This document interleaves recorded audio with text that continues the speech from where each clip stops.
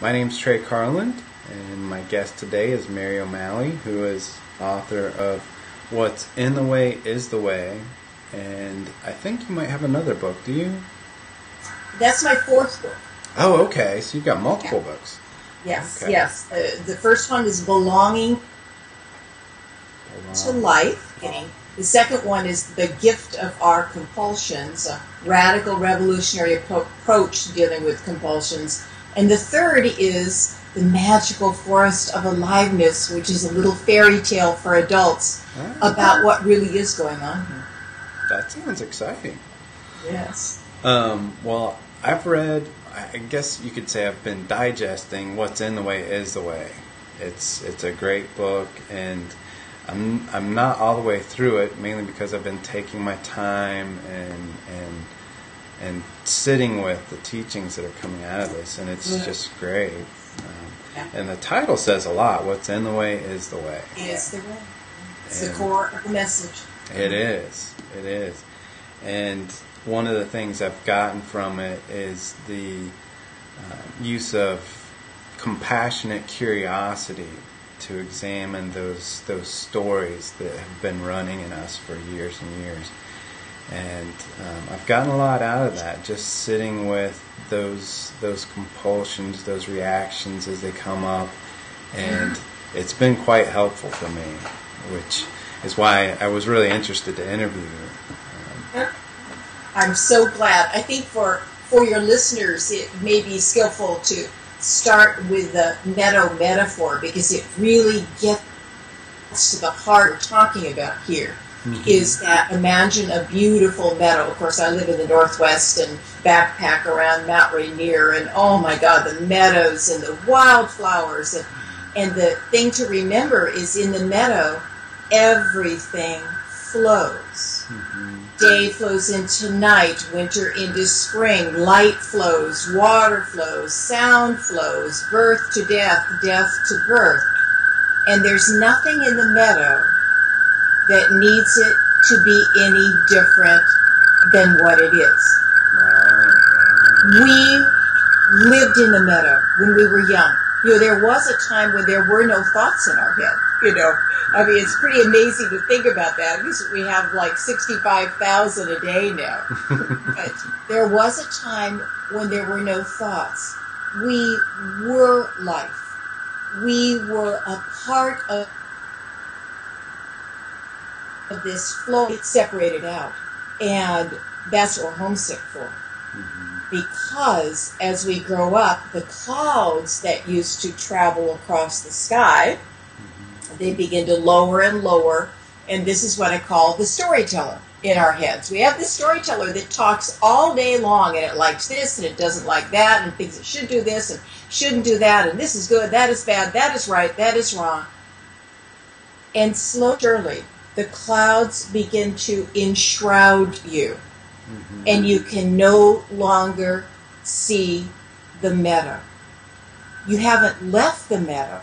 That's the key part of this metaphor.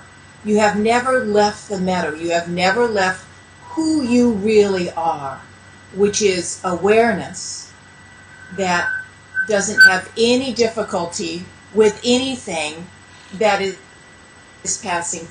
But after I read the book, this other part of this metaphor, after I wrote the book, this other part of the metaphor came. Now, here we are, we're enshrouded in clouds, and we haven't left the meadow of our being, we just think we have. But then we hear that if you capture enough of the exotic butterflies that live in the meadow, then you will be happy. So we all become seekers, and I love I like metaphors. I mean, pictures, I think, are worth 1,000 words.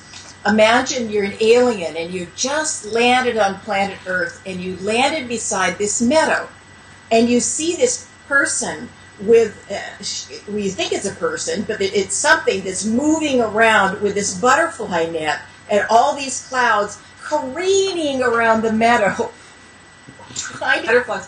And every once in a while you do get a butterfly. The love of your life, walks into your life, and 6 months later you discover that he squeezes the toothpaste tube from the middle, or you've lost enough weight that you consider now that you're okay, or you just won the lotto. And for a while, everything, that careening around calms down. But then it's never enough, because what for is the meadow. And this book not only offers that truth, but it also shows that how you come back to the recognition that you're always in the meadow is not by trying to fix anything, change anything, getting rid of anything. My God, we use meditation to go to enlightenment, unending bliss and so on and so forth. And we don't see that the way back to the recognition of the meadow is to be able to see with great curiosity and great compassion all of the spells you took on. And I love the word spells because, it's something laid over the top of us. It's not true, and it can be lifted. And that storyteller that is this cloud bank is made out of all these spells. And you dispel the spells through the power of your accepting attention. And that's why it's what's in the way is the way, because all the challenges of our life are set up to bring up pieces of that cloud bank, beliefs, spells that we took on, like I'm not enough, or I'm all alone, or life never works out for me. Or, there's just so many spells that we have taken on, and we're beginning to really, truly beginning to understand the power of focused human attention. Mm-hmm. That when you have your attention and your immediate experience together, your attention becomes like the morning sun that burns off the fog. And that's what we can discover in our life, that our life is for us and is putting us in the situations to help us see the spells, so that we don't have to run around with a butterfly net the rest of our lives.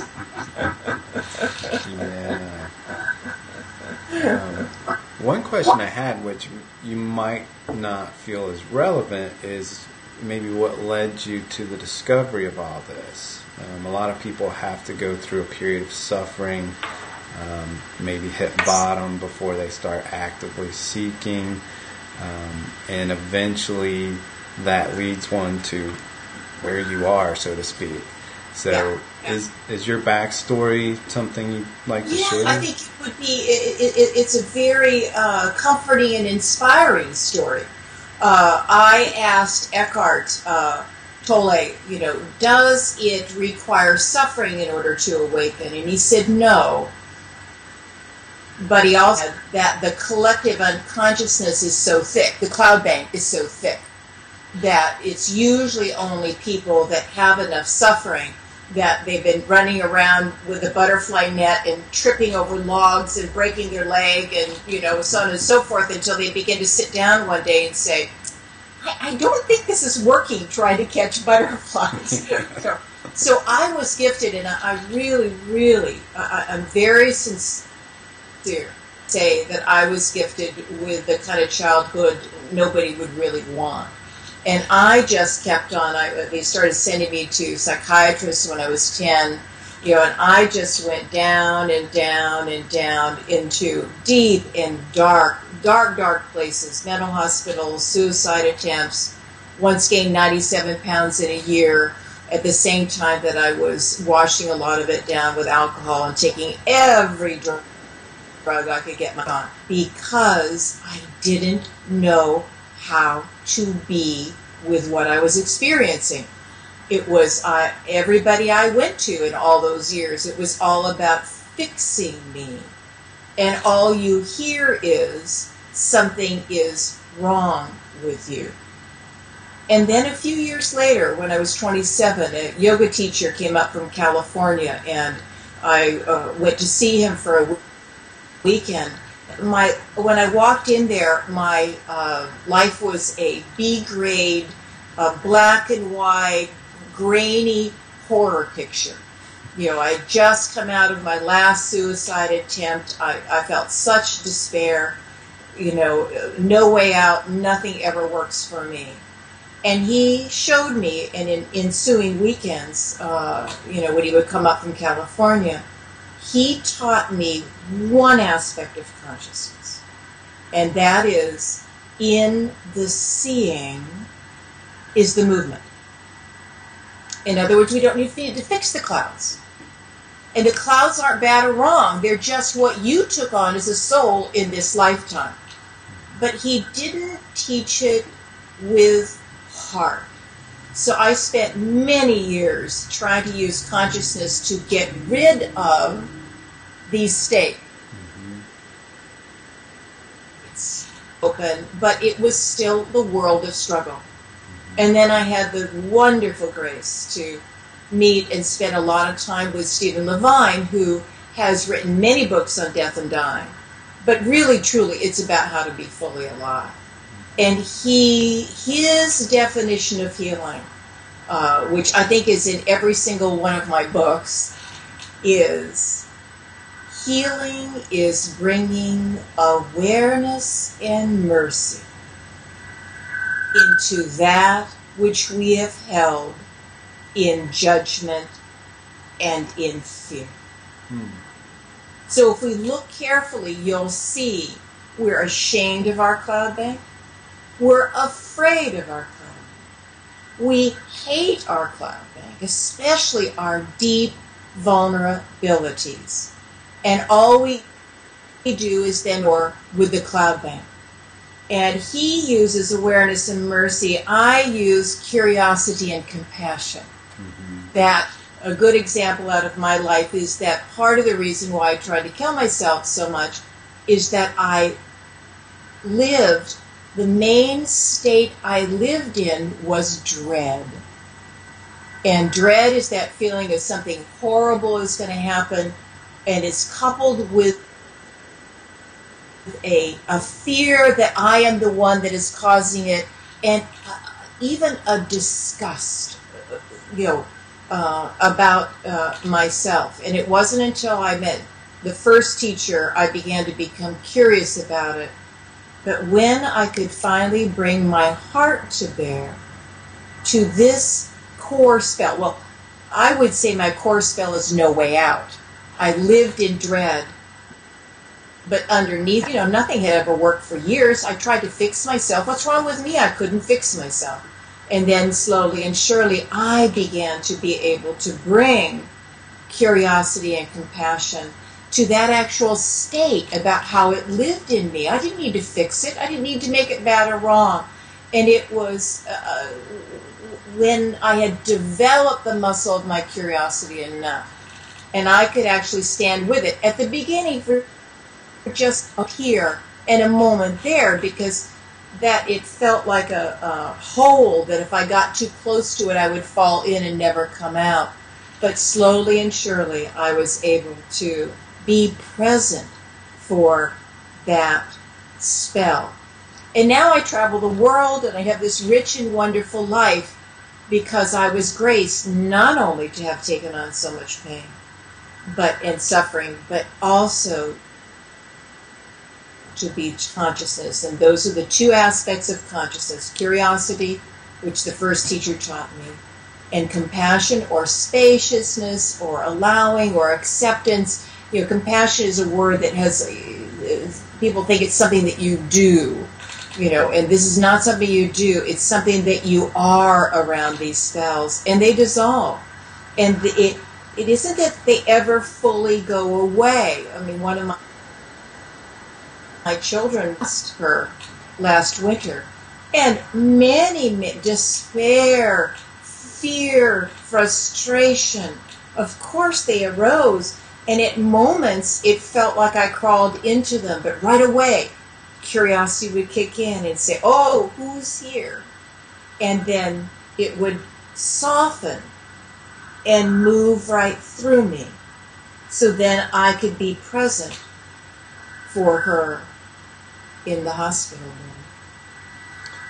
So there wasn't a moment where you felt this big bang effect where everything fell away and changed your life forever, or was there? It sounds like everything's sort of an ongoing process. Well, you know what, I asked Eckhart this, he stayed with me. I knew him way before he became, well known, and he stayed with me, and we were laughing at breakfast one day, and I said, well, you know what? I'm kind of envious. I want to wake up like you did. Bam, it's all gone. And he said, oh, Mary, most people will not wake up that way. I did have a moment. I've been fasting for 2 weeks, and this was when it was a year or two after I'd met the first teacher. And I'd been fasting with a doctor, pure water fast, for 2 weeks, and I flew back home, and I lived in this little cottage on a beautiful lake down there quietly, and everything opened up, and I experienced life as love and myself as a part of it. And I just cried and cried, and sometimes it was so intense I had to close my eyes because there's a part that didn't feel worthy of that. And then I would open up, and there it was. But I didn't, and I thought afterwards, I've got it! I didn't realize that the core of me remembered that there were 999 other parts that hadn't yet gotten the good news. And that's what I share in all the books about, how do you bring awakening into your life? I mean, mostly the people that have been on that path have lived in monasteries, or they removed themselves from life. Now, evolutionarily, we're waking up. And there's more and more of us that drive to work every day and, and raise kids and everything. How do you bring that right here into the living moment? How do you trust, again, that life is an intelligent process and it's bringing you exactly what you need, either open to this living moment or to see with great heart the spells that pull you back into the cloud bank. One of the things I'm wondering about too is living with someone who is deeply entrenched with various and sundry spells and the tendency to get sucked into those and feel partly responsible for that and taking it personally and wanting to fix that in some way, shape, or form. And there's this maybe instinctive reaction, at least for me, that wants to make things better, but knowing what I know, I do try to give more space to that and allow that. But oftentimes when blame is laid at my doorstep, there is...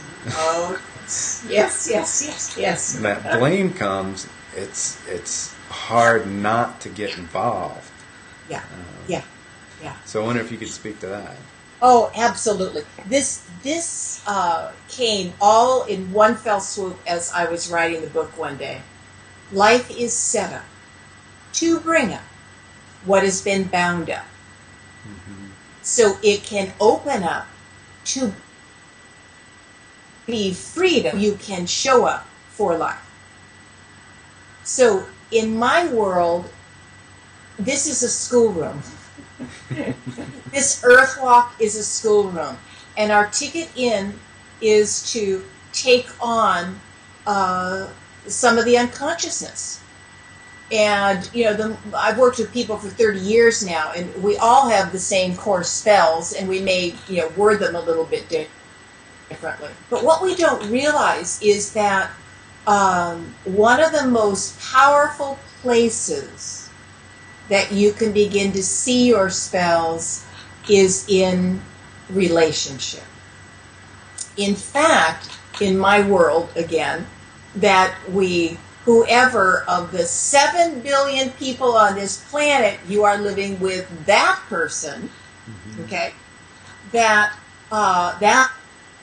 person handpicked by life to show up in a way to bring up what has been bound up so it can open up to be freed up. So as you get further into the book, you'll begin to, I think there's a chapter called For You, and it really lays this out. We think that life is happening to us or by us, and we're in this power struggle with life. We like it, we don't like it, we want to change, we want, us to change, so on and so forth. You begin to become what I call concentrated. And you begin to do what I call the U-turn, the Y-O-U turn. That when life really brings something up inside of us that is a deep reaction, you may not be able to at that moment do the U-turn. Just later, an hour later, that night in bed, when you go look at your day and you begin to realize, oh wow, I really got caught here. And what I call it is becoming a tightness detector.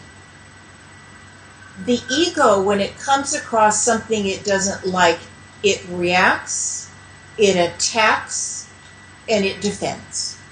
And ego and storyteller are the same thing. Remember, the two components of consciousness are curiosity and compassion. Consciousness doesn't need anything to be any different than what it is.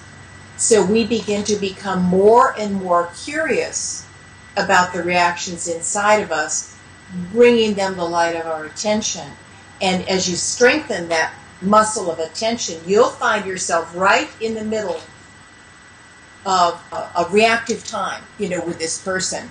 And all of a sudden consciousness will kick in and say, oh, what's going on inside?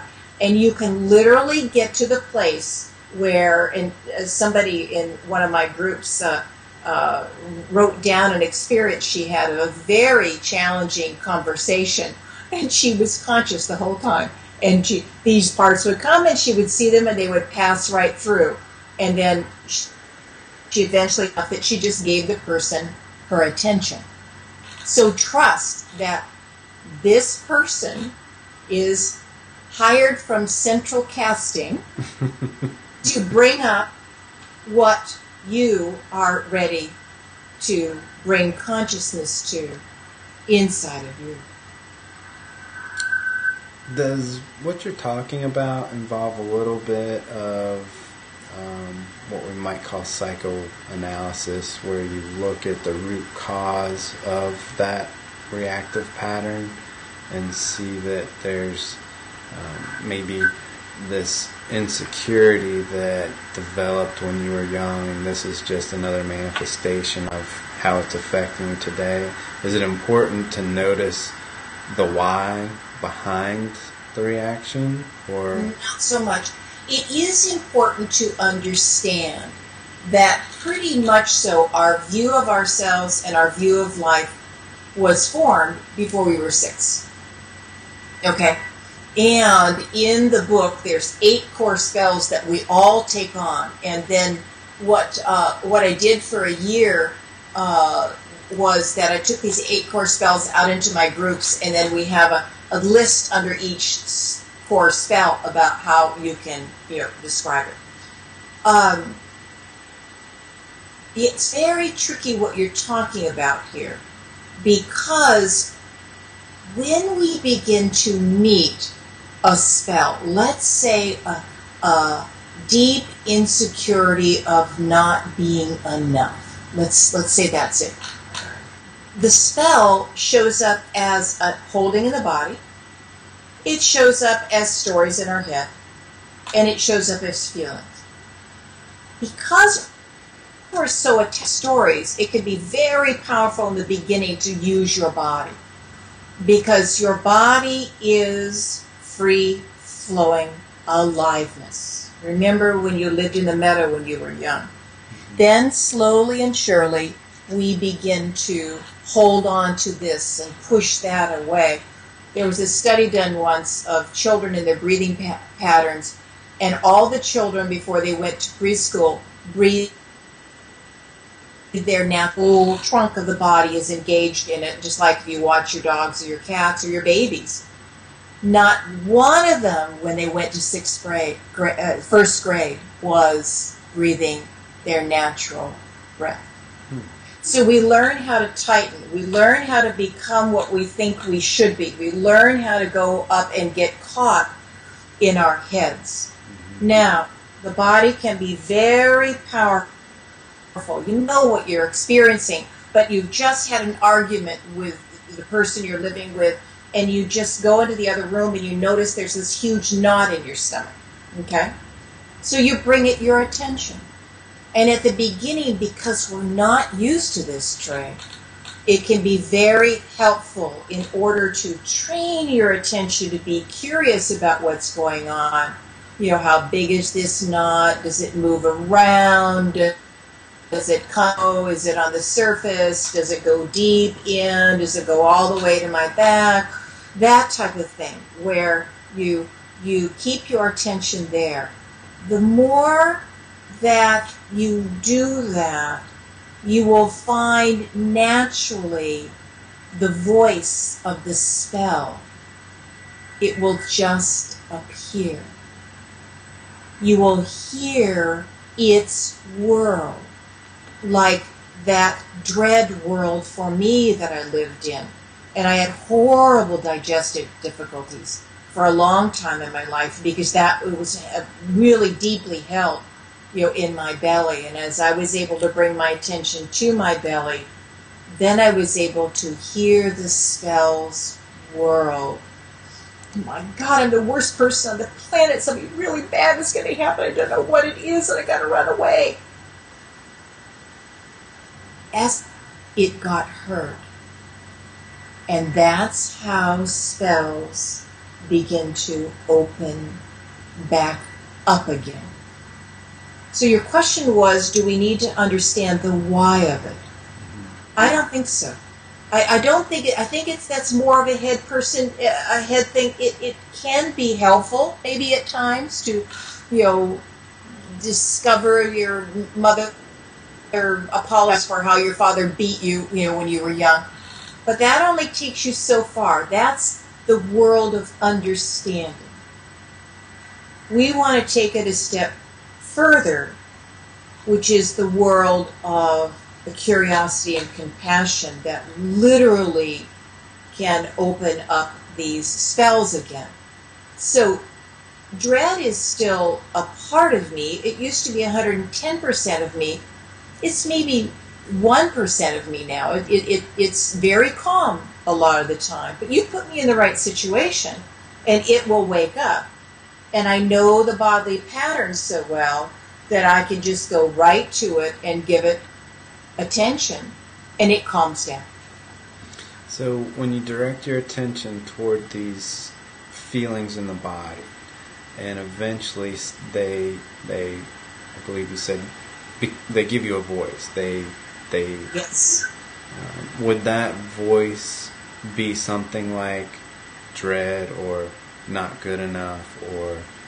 Yeah, it would be the story that you took on when you were young that caused that particular, let's say it's a lump in your throat, and let's say that your mother died when you were 9 years old, and you just have had all these with your throat. My mother died, but really that was no big thing, And slowly and surely, as you can bring your attention to that lump, in your throat, you'll begin to hear the feelings and thoughts you had when, after your mother died, that caused you to hold on to this energy.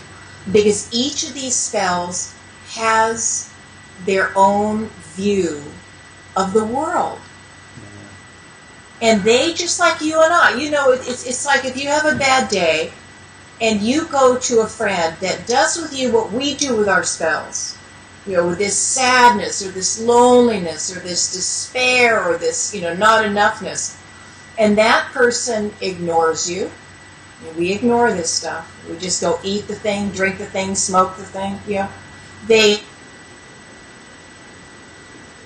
judge that place again, get off of it, or they try to fix you. None of that feels very good.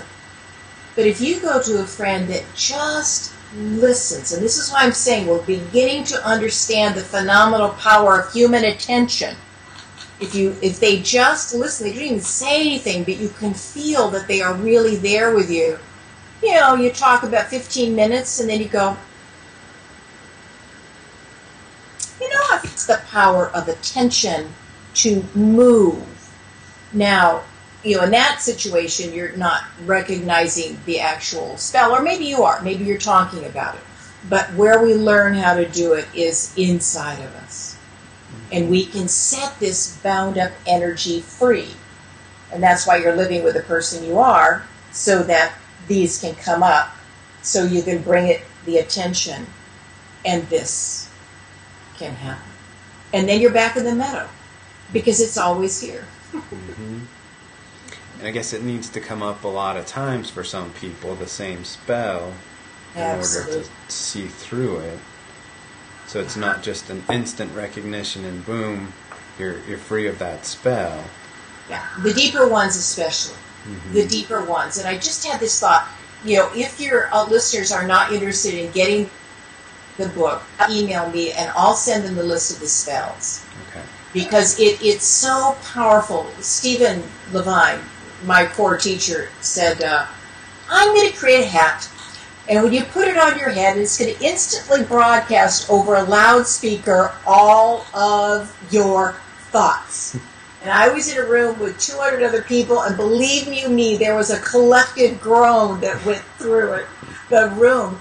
And you said, no, you would have so much freedom, because you would see we're all doing the same thing, and we're trying to pretend we're not. We put on our persona, our mask, and we try to pretend that we're all together. And yet, who is it?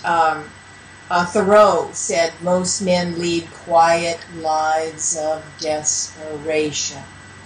There's really a homesickness inside of us, and a homesickness for the meadow. And there really is that sense for most of it, that I'm not in the meadow because I have done something wrong, or I'm not good enough, or I'm not right enough, and because of that I will always be alone. Mm-hmm. And that's the power of reading these spells, that of course I hang out with people, but I create places where it's safe to be real.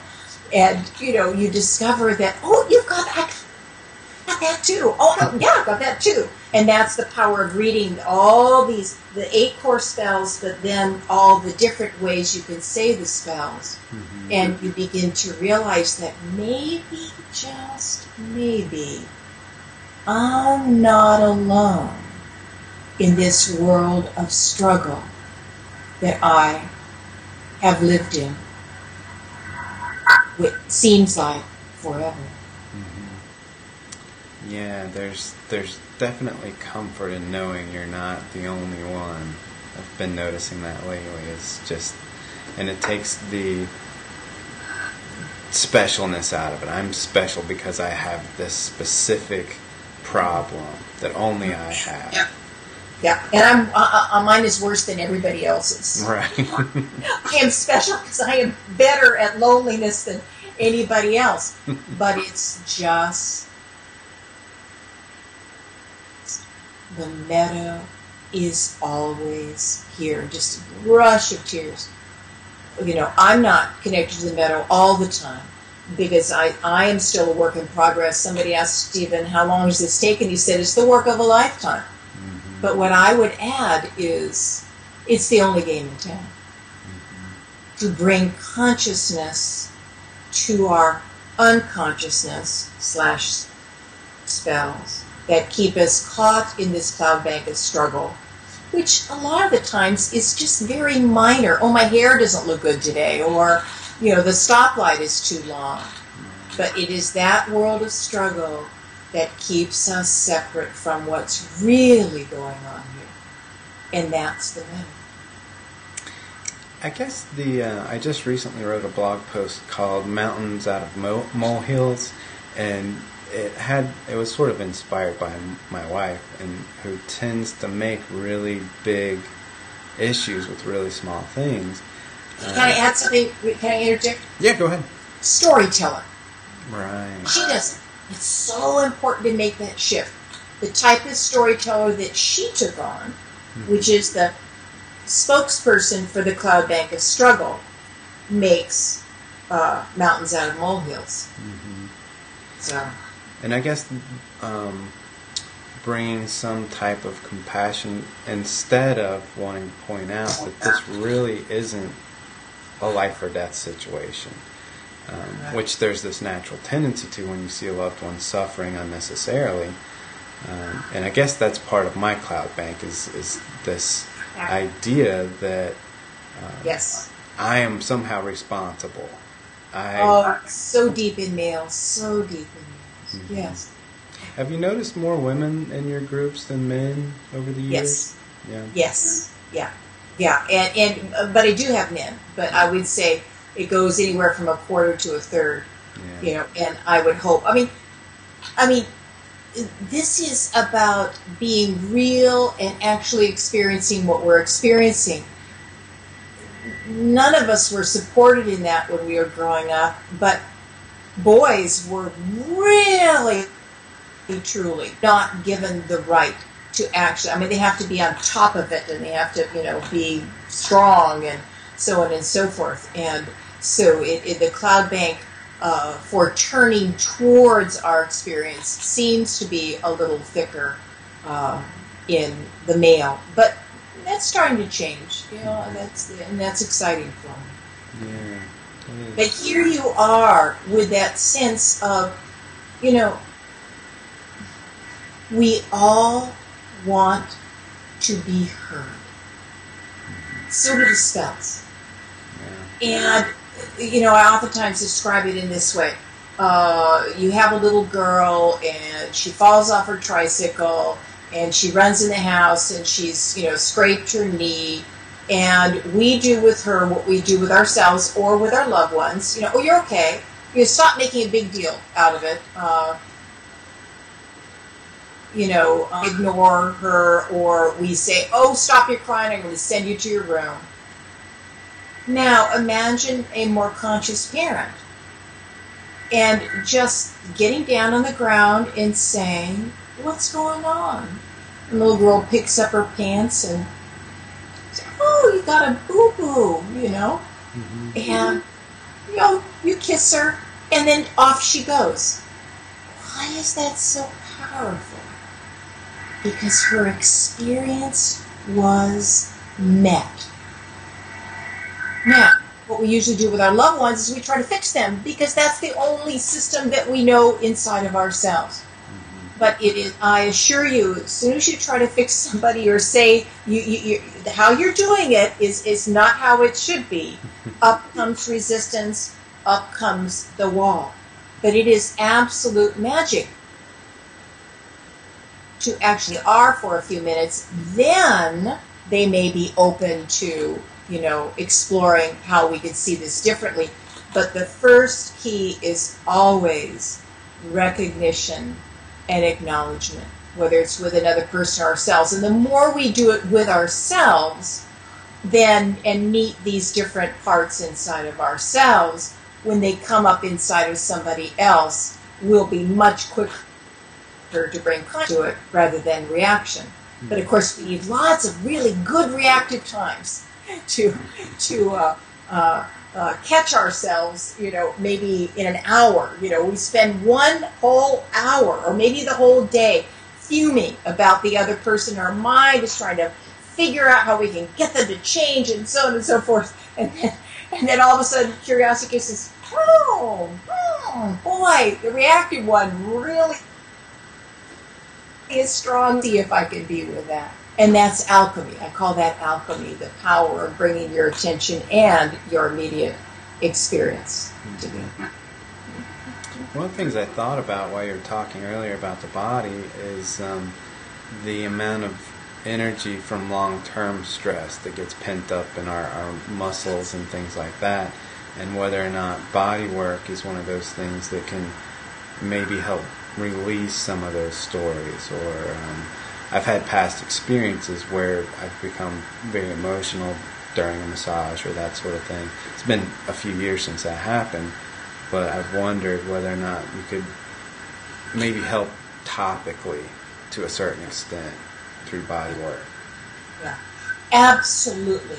It's another way to bring attention to our immediate experience. And remember, most of these spells were taken on before we were 6, before we had a logical brain.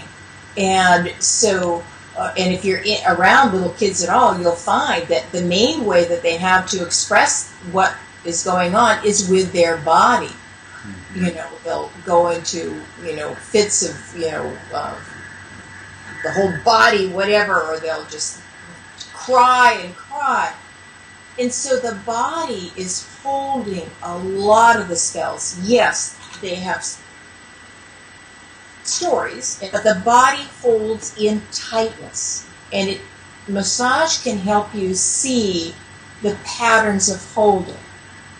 So what I suggest to people when they go and get a massage is to have it be a meditation, to have your attention be where the person is working enough that you can begin to notice what the storyteller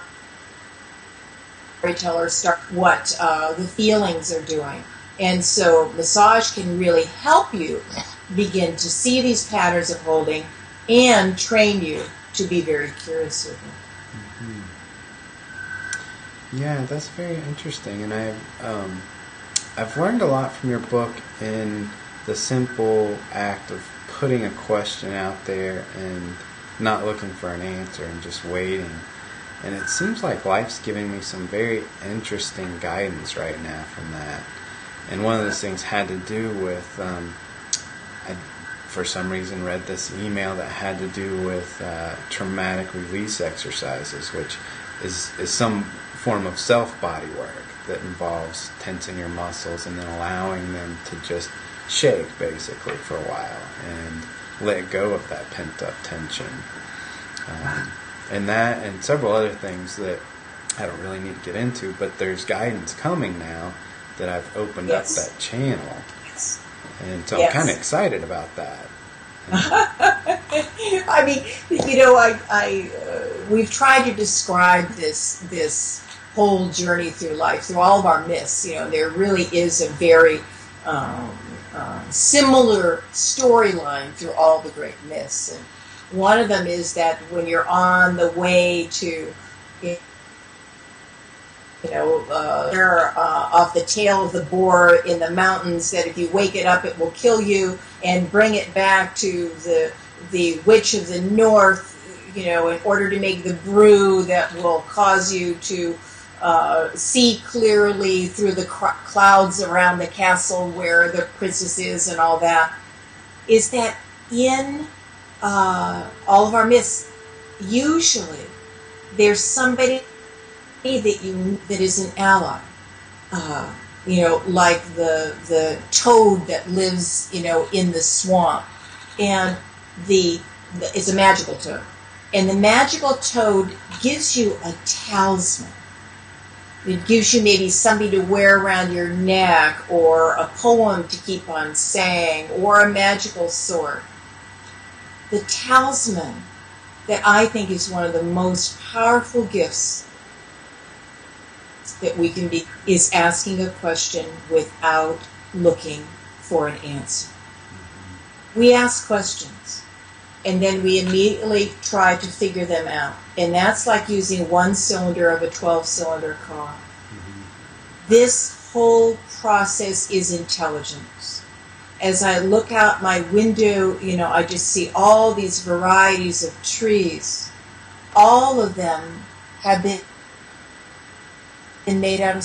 What is that intelligence? I don't think you can give a word to it.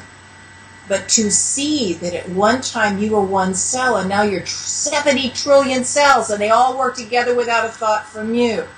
There is, and intelligence is the closest word that I can come, but it's something even more than that.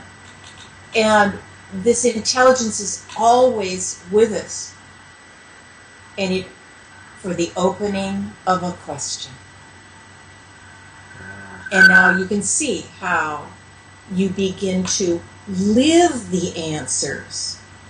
And that's using all 12 cylinders of the car. It's great stuff. Great stuff. And I'm getting a lot from your book. I can't recommend it enough to people. It is probably in my top 5, and I've read a lot of books over the years, so I encourage everybody to pick up a copy of What's in the Way is the Way. And I'm sure the rest of your books are just as good, but this is a really good entry point, I think, for people that want to break free. And there's a 10-week process. You don't have to do it. There's a section at the end of each chapter called the Remembering section. And it really is about developing curiosity and then eventually spaciousness or compassion. And it starts with 5 minutes a day. Who doesn't have 5 minutes? The benefits are just phenomenal. But it's then we just add a little bit every single week so that you can learn, you can cultivate the 2 aspects of consciousness, which is curiosity and compassion or spaciousness.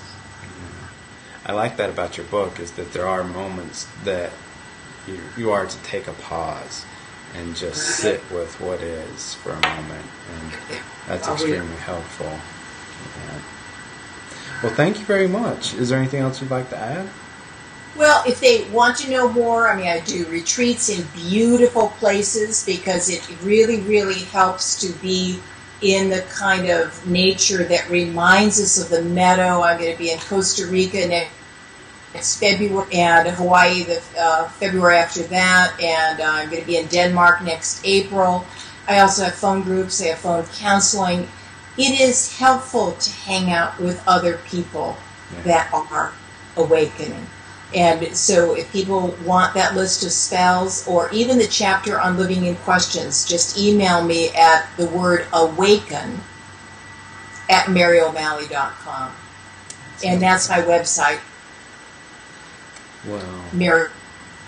Well, I am going to post a copy of my book review and this interview to my blog and just spread the word. I've already recommended the book to all the people that I know that are interested in this. So I fully anticipate that the sales of the book will go up after this. It's good stuff.